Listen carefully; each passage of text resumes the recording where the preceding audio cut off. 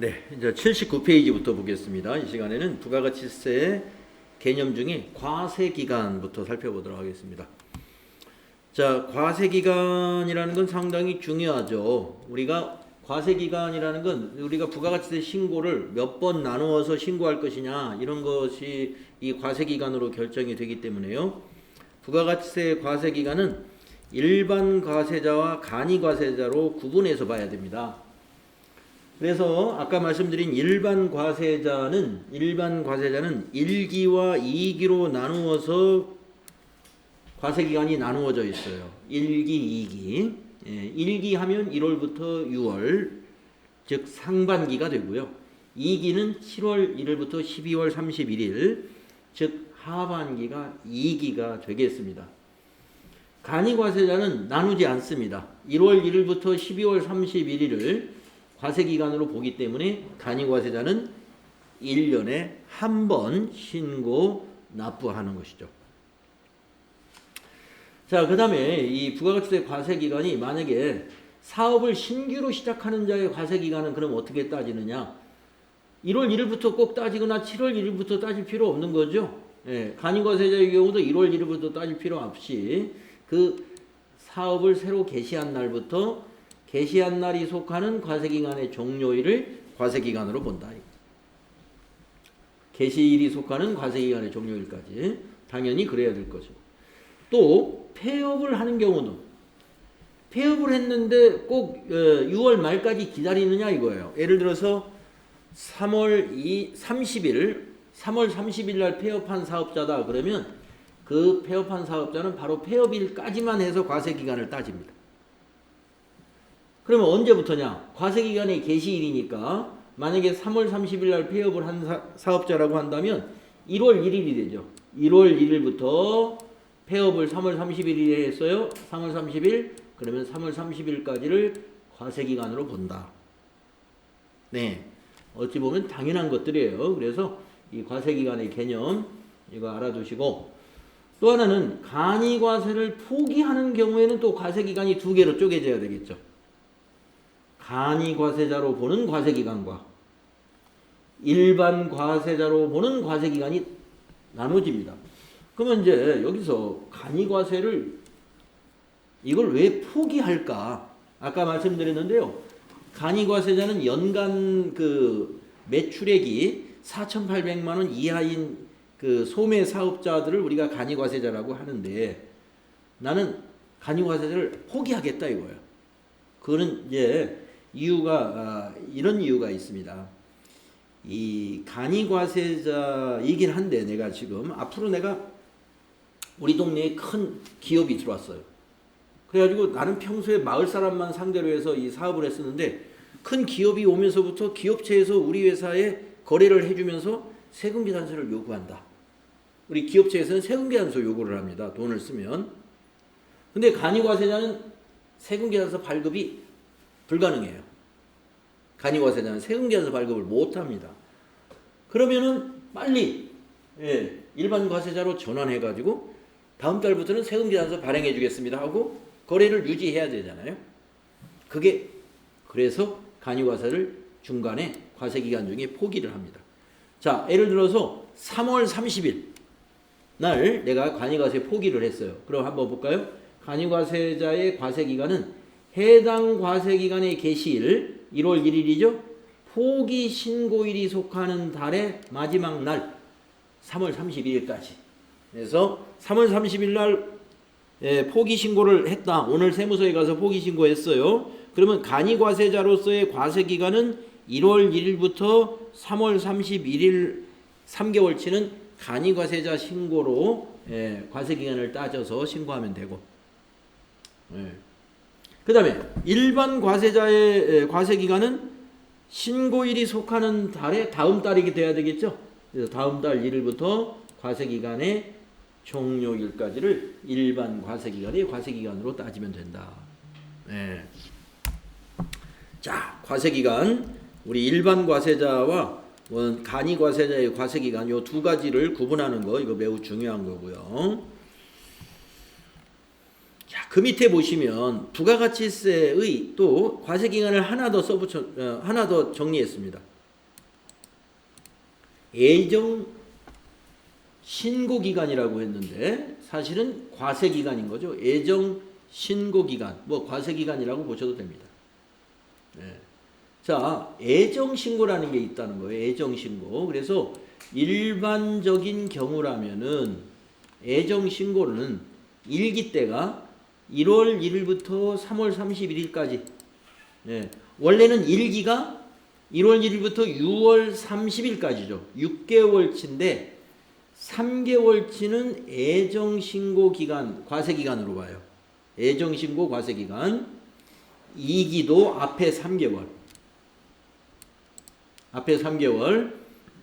7월 1일부터 9월 30일. 네. 이게 예정신고 과세기간입니다. 그래서 그러면 예정신고를 해야 될 의무사업자가 있어요. 예정신고 요 3개월치씩 마감해가지고 부가가치세를 신고 납부해야 되는 의무자가 있는데 우리가 작년까지는 2019년도까지는 모든 법인이 여기에 해당이 됐습니다. 모든 법인이 다 해당이 됐는데 올해 개정이 됐더라고요. 2020년도에 개정된 게 뭐냐? 법인 중에서 영세법인은 예정신고를 안 해도 되겠습니다. 예정신고를 안 해도. 그래서 요 밑에 주의에 여기 나와 있네요. 예. 자, 한번 읽어보겠습니다. 사업자의 과세기간은 1년을 1기와 2기로 나누어지나 부가가치세 신고 납부는 예정신고 기간으로 인하여 3개월마다 해야 한다는 것이죠. 그러면 이 3개월마다 해야 되는 것이 과거에는 법인이 다 해당이 됐는데 괄호 안에 보면 개인사업자와 직전 과세기간의 공급가액 합계액이 직전 과세기간이면은 지금으로 말하면 작년도 2기 거를 말하는 거예요. 현재 시점으로 보면 직전 과세기간이면 2019년 2기죠. 현재로 보면. 그래서 직전 과세기간의 공급가액이 1억 5천만 원 미만인 법인사업자. 그러니까 6개월, 우리가 과세기간이 6개월이니까 6개월 공급가액이 이게 매출액이라고 보시면 돼요. 예. 1억 5천만 원 미만인 법인사업자는 예정신고기간에 신고를 안 하고 고지세액만 납부해도 된다라고 되어 있습니다. 자, 아까도 말씀드렸다시피 작년까지는 개인사업자만 여기에 해당이 되어 있어요. 개인사업자만 예정신고기간에 고지세액만 납부한다. 그런데 2020년도에 이게 법 개정이 되었더라 하는 겁니다. 개인사업자와 법인 중에 직전 과세기간 6개월치 공급가액이 1억 5천만 원 미만인 법인도 고지세액만 납부한다. 네, 그러면 굉장히 편하죠. 왜냐하면 신고서에 부속 서류에 이거 다 챙겨서 하려면은 굉장히 바쁩니다. 할 일이 많아요. 그런데 안 해도 된다는 거예요. 신고하지 말고 고지세액이라는 건 세무서에서 고지서를 보내줄 테니까 그냥 그 세금만 내주면 된다. 이거. 간단한 납세제도. 자, 그래서 예정신고 기간은 적어도 누가 해당이 돼요? 1억 5천만 6개월치 직전 연도 공급가액의 합계액이 1억 5천만 원 이상인 법인만 해당이 되겠죠. 그러니까 예, 직전 연도 공급가액의 합계액이 1억 5천만 원 이상인 법인만 의무적으로 예정신고 기간을 지켜서 신고 납부해야 돼요. 예, 그래서 1년에 4번이다 이겁니다. 1년에 3개월마다 해야 한다가 뭐냐면 1기 3개월 끊고 또 4, 5, 6 이게 3개월 그 다음에 2기 7, 8, 9 그 다음에 2기에 10, 11, 12 이렇게 3개월씩 4번 신고 납부를 하게 됩니다.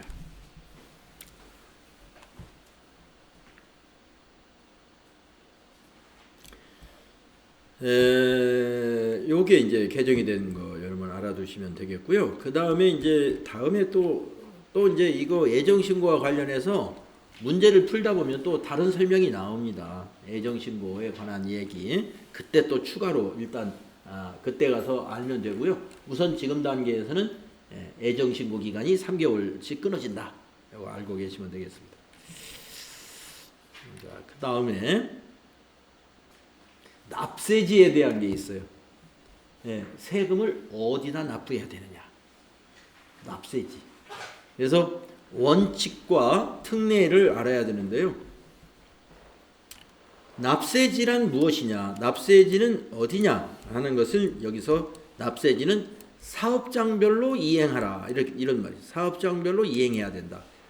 부가가치세의 모든 그러니까 납부뿐만이 아니라 재반 의무라는 것은 신고, 납부 이걸 통틀어서 하는 말입니다.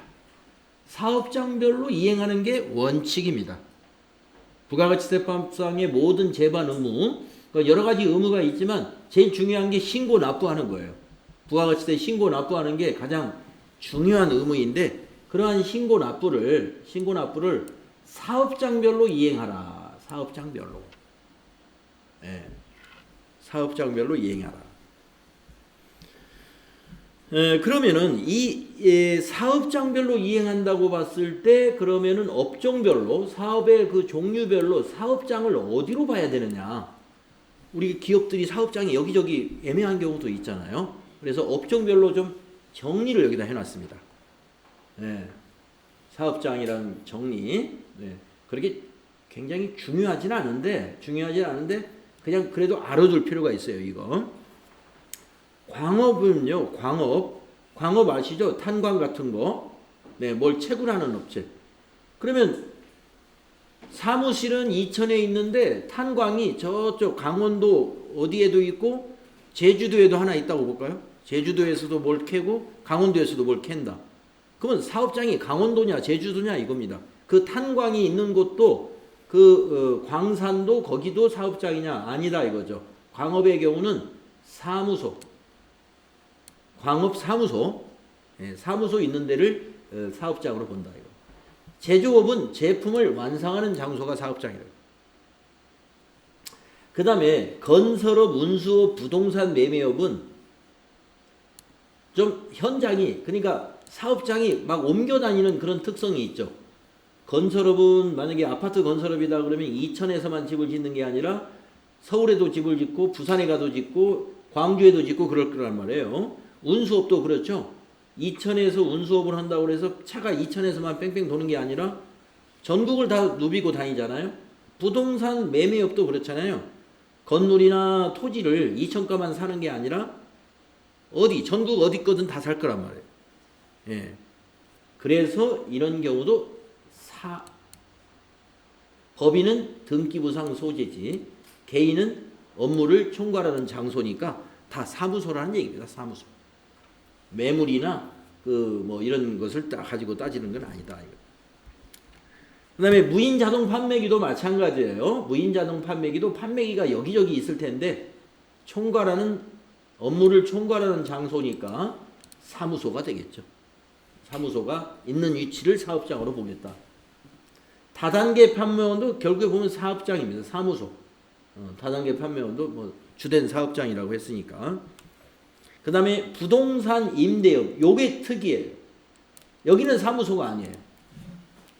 부동산 임대 사업자는 말이죠. 사무소를 가지고 납세지가 결정되는 게 아니라 그 부동산의 등기부상 소재지입니다. 그러니까 이천에 주소지를 두고 있는 부동산 임대 사업자가 있다고 봐요. 그런데 그 사람은 예를 들어서 원룸이나 오피스텔을 이천에도 하나 짓고 저기 서울에도 하나 짓고 이렇게 해서 건물이 두 군데 있다면 서울에 있는 그 오피스텔은 서울이 어디가 돼요? 사업장이 된다. 등기부상 소재입니다. 이천에 있는 오피스텔은 이천이 사업장이 된다. 그래서 부동산 임대업만 그 현물이 있는 위치입니다. 나머지는 다 총괄하고 있는 사무소. 법인은 등기부상 소재지. 이런 식으로 되어 있어요. 자, 그 다음에 밑에 있는 표가 또 뭘 정리했냐면요. 사업장 여부를 따질 때 요거 시험에 잘 나오니까 직매장은 사업장이지만 하치장이나 임시사업장은 사업장이 아닙니다를 여기다 표로 만들어 놓은 거예요. 시험에 하도 잘 나오니까. 네. 그러면 왜 비슷한 것 같은데 직매장만 사업장이냐? 부가가치세법에서는요, 제품이 만들어지거나 또는 판매가 일어나는 장소만을 사업장으로 봐요. 그러니까 공장은 사업장이에요. 제품이 완성되는 곳이 공장에서 만들어지죠. 그리고 판매가 일어나는 곳, 그러니까 매장, 그게 뭐예요? 직매장. 매장이라는 게 직매장이죠. 매장 안에 직매장도 있고 그냥 매장도 있고 이런 데는 사업장이에요. 그래서 여기서 말한 대로 특별히 판매 시설을 갖춘 장소는 사업장이라는 겁니다. 물론 생산을 하는 것도 사업장입니다. 그리고 판매 시설을 갖춘 건 사업장이에요. 그래서 밑에 하치장은 뭐냐? 단순히 보관만 하잖아요. 이건 부가가치세법에서는 이걸 사업장으로 안 봐요. 임시사업장도 사업장으로 안 봅니다. 임시사업장. 예. 그래서 행사기간에만 거기서 잠깐 장사했어요. 그래서 그러면 장사를 이천에서, 만약에 이천 도자기 축제 때 성남에 있는 사업자가 이천에 와서 도자기 축제 때 무슨 장사를 했어요. 그러면 사업장이 이천이니까 이번 3월 달에 파는 건 이천 세무서에 신고해야 되느냐? 아니다 이거죠. 임시사업장. 임시사업장이니까 그거는 그냥 성남에다 신고하면 돼요. 예. 성남에 있는 사업자는, 임시사업장은 부가가치세법에서 사업장으로 안 보니까 여기서 파는 거는 그냥 원래 사업장에서 신고하면 된다 이거죠. 자, 그러나 직매장은 사업장이라는 걸 기억하시고, 그래서 이제 그 밑에 뭐냐? 밑에 우리가 이 납세지가 사업장이 원칙인데 특례로 이런 규정을 더 두고 있어요. 총괄납부제도하고 사업자 단위 과세제도라는 걸 운영을 하고 있습니다. 그래서 편리한 제도이니까 이걸 적절히 이용하면 되겠죠. 자, 사업장이 여러 개 있는 사업자를 가지고 하는 얘기예요. 주사업장 총괄납부는 주사업장에서, 예를 들어서 법인은 본점, 지점 다 지정하면 돼요.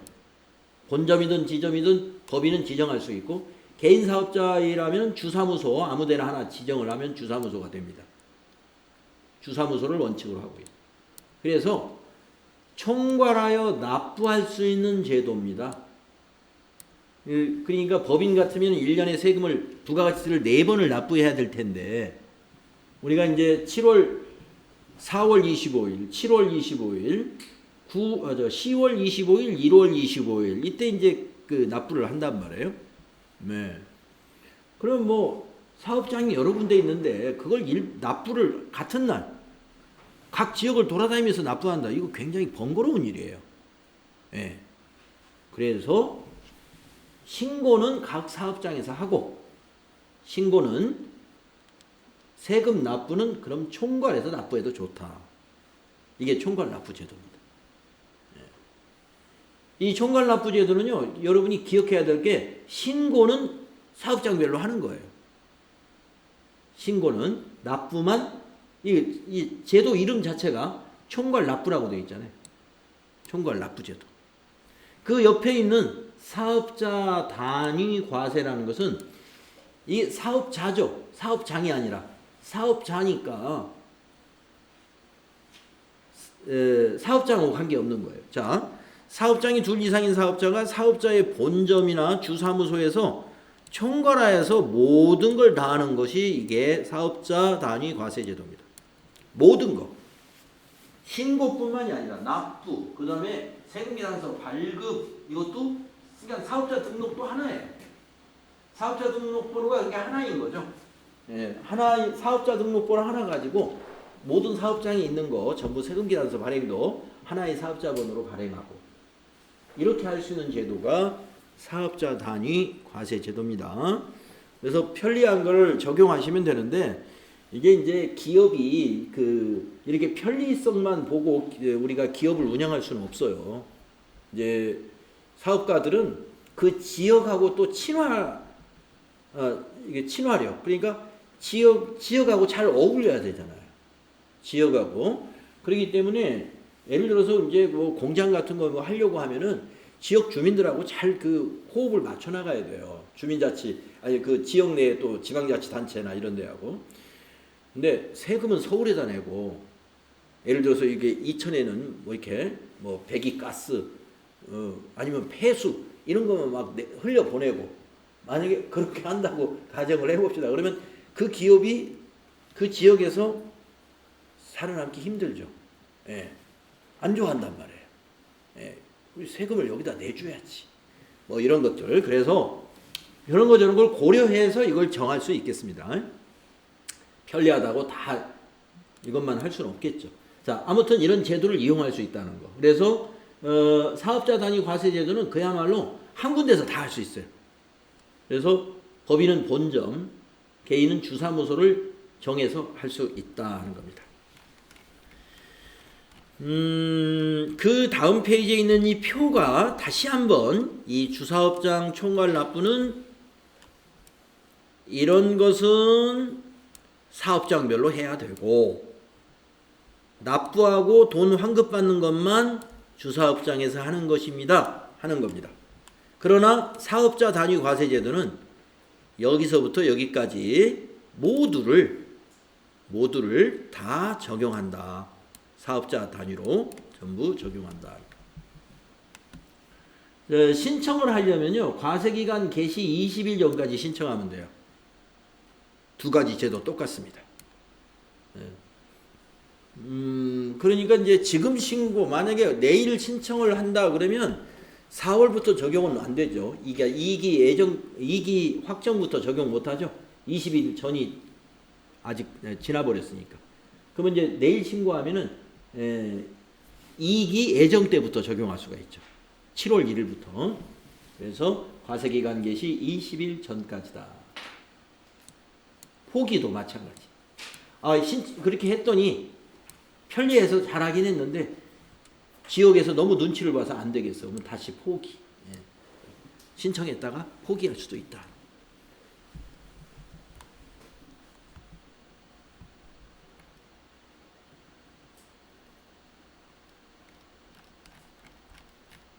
네, 다음은 이제 뭐 이렇게 어려운 내용 없습니다. 이게 세법이니까 이건 이런 제도가 있다 하는 걸 알고 가면 되는 거거든요. 뭐 이해가 안 되거나 이럴 것도 없을 거예요. 자, 그 다음에 이제 사업자의 등록. 예, 우리가 이제 그 사업을 시작하면요, 관할 세무서에 가가지고 사업자 등록을 하는 게 원칙입니다. 근데 꼭 관할 세무서에서 반드시 해야 되는 건 아니에요. 무슨 어려운 형편이 있으면 관할 세무서 아닌 데서도 신청은 됩니다. 원칙은 관할 세무서예요. 자, 사업자 등록 신청은 언제 하느냐? 원칙이 두 개가 있습니다. 사업자는 사업장마다 사업 개시일로부터 20일 이내에 관할 세무서장에게 사업자 등록을 신청을 해야 돼요. 그러니까 처음에 이제 이천에서 사업을 시작했다가 옆에 양평에다도 사업을 하나 내려고 그래요. 그러면 양평에서 사업을 이제 지난주 일요일 날 개업식을 했다라고 하면은 개업한 날로부터 개업 개시일부터 20일 이내에 보통 한 3주 정도 되겠네요. 20일이면 그 안에 세무서장에게 신청하는 게 원칙이다. 자, 기존의 사업자는 이런 식으로 새로운 사업장을 개시할 때 개시일로부터 20일 내에 하면 돼요. 그런데 신규로 사업을 시작하는 자는 개시 전이라도 됩니다. 신규로 사업을 시작하는 자는 아직 개업도 안 했어도 사업자 등록, 제가 지금 사업을 앞으로 한 달 후에 사업 시작할 겁니다 하고 미리 사업자 등록을 할 수 있다. 미리 신청이 가능합니다. 그래서 이제 미리 사업자 등록을 해놓으면 편리한 점이 사업을 개시를 준비할 때 이런 거 저런 거 살 때 거기 그 매출처에서 세금계산서 발급 문제로 사업자 등록 보내주세요 한단 말이에요. 그때부터 미리 보내줘서 사업을 준비하는데 굉장히 편리하죠. 자, 그러면 세무서는 이렇게 사업자 등록을 신규로 시작하는 자라든가 아니면 기존의 사업자가 사업장을 늘려나갈 때 사업자 등록을 신청할 텐데 세무서는 며칠 내에 발급을 하는 게 원칙이냐? 작년까지는 3일 내였는데요. 올해부터 또 이게 바뀌었더라고요. 하루 땡겨졌습니다. 신청일로부터 2일 내에 발급을 해야 된다. 작년까지는 3일이었어요. 자, 다만 밑에 보면 다만 더 조사할 필요가 있다고 했을 때 5일 내에 연장, 발급 기한을 5일 이내에서 연장해서 조사할 수 있다. 이런 얘기죠. 그럼 뭐 조사할 게 좀 많다 싶으면 7일 내에 발급은 된다 이거. 7일 내에. 발급이 물론 100% 되는 건 아니죠. 조사를 했더니 이 사람 사업자 등록 발급이 불가능한 사업자야. 그러면 안 해줄 수도 있습니다. 안 해줄 수도 있고 아무튼 가부간에 7일 안에 결정이 나는 겁니다. 길어야 7일. 짧으면 2일 이내니까 뭐 금방 발급이 되는 겁니다. 자, 그런 다음에 이 사업자 등록이라는 것은요. 등록 후에 변경사항이 나올 수가 있어요. 그래서 변경할 때 또 신청을 해야 됩니다. 예, 변경할 때 신청을 하는데 이 변경 사유가 밑에 표가 있는데요. 밑에 있는 변경 사유는 다 알아둘 필요는 없겠고 요것만 상호 변경과 이런 그 인터넷 도메인 이름 변경 이게 두 가지 비슷한 거 아니겠어요? 예, 사이버몰의 명칭이 바로 상호나 마찬가지잖아요.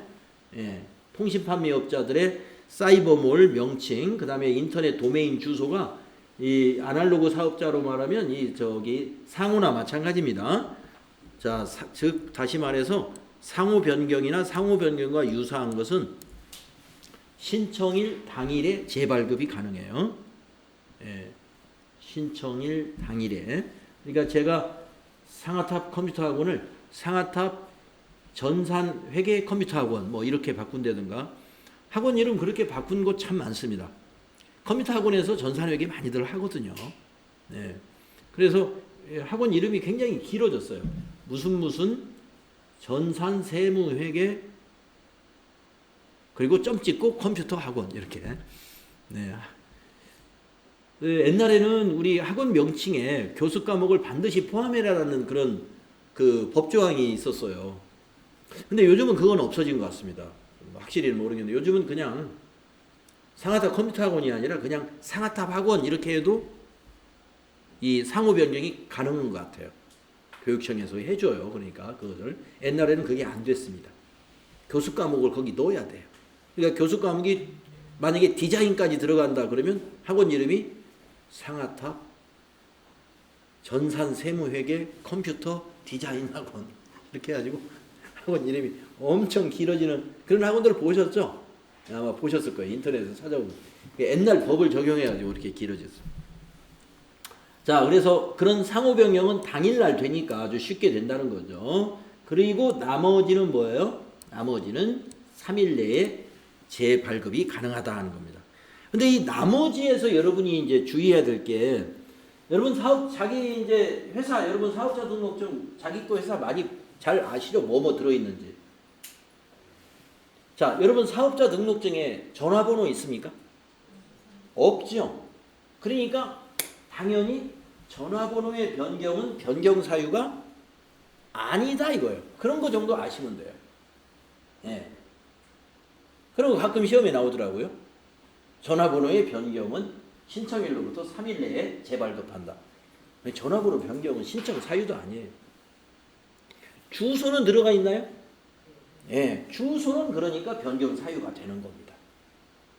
예, 그래서 여러분 사업자 등록증 딱 보면은 맨 위에 사업자 등록번호가 있고 그 다음에 대표자, 예, 대표자도 변경 사유에 해당이 돼요. 여기 대표자의 변경. 그 다음에 주소 나와 있고요. 그 다음에 업태 종목 나와 있어요. 업태나 종목을 추가하는 거 이거 변경 사유가 되는 겁니다. 예?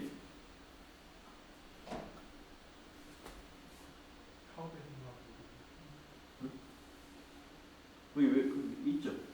사업의 종류와 변동은 그렇죠. 이거 두 번째 사업의 종류와 변동 이거 바로 업태와 종목이죠. 그래서 사업자 등록증에 없는 것을 엉뚱하게 딱 보기에 넣어가지고 변경 사유에 해당된다. 이렇게 하면 그걸 오답이라고 딱 찾아내면 됩니다. 네. 자, 그리고 사업자 등록의 말소라는 것은 뭐냐면 사업자를 사업을 하다가 폐업하는 경우에 말소 폐업을 하면 폐업 신고가 보통 들어옵니다. 예, 도소매업 같은 경우는 이제 재고 가지고 있는 거를 부가세 신고를 해야 되거든요. 만약에 매입세 공제를 다 받은 재고가 있다. 근데 다 못 팔았어요.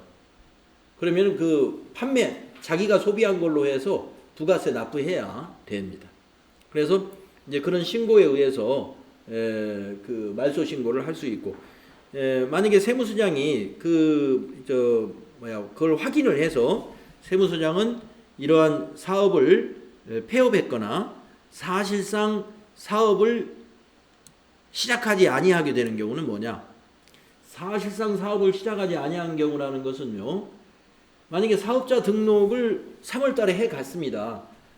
그러면 이제 4월부터 사업을 개시했다고 이제 한번 볼까요? 그러면 4, 5, 6, 3개월간 영업을 한 다음에 7월 달에는 부가가치세 신고가 들어와야 되는데 안 들어왔어.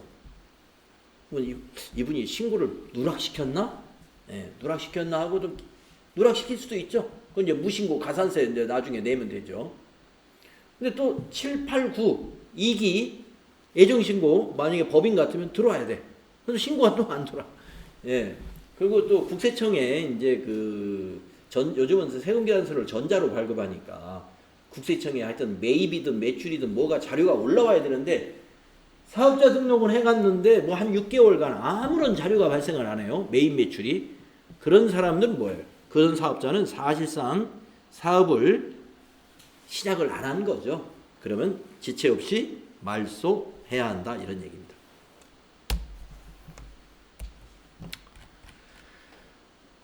자, 그 다음에 이제 제2절, 이게 여기까지 제1절이 부가가치세의 개념에 대한 거네요. 부가가치세의 개념. 그러면 이제 부가가치세는 상당히 또 우리 이론에도 나오고 말이죠. 실무하는데도 굉장히 중요하니까 2절로 가기 전에 좀 과세대상거래라는 것이 단원이 나눠져요. 예, 이 9문제 문제가 있네요. 문제가.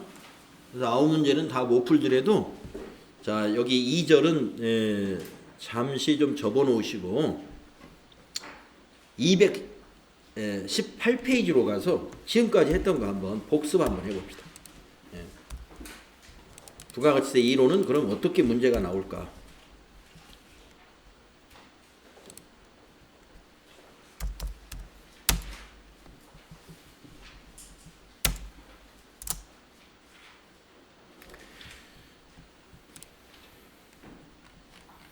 자, 우리 부가가치세의 개념에 대해서 공부했는데요. 1번 보시면 우리나라 부가가치세의 특징에 대한 설명 중 옳지 않은 것은 자, 국가가 부과하는 조세이므로 국세에 해당한다.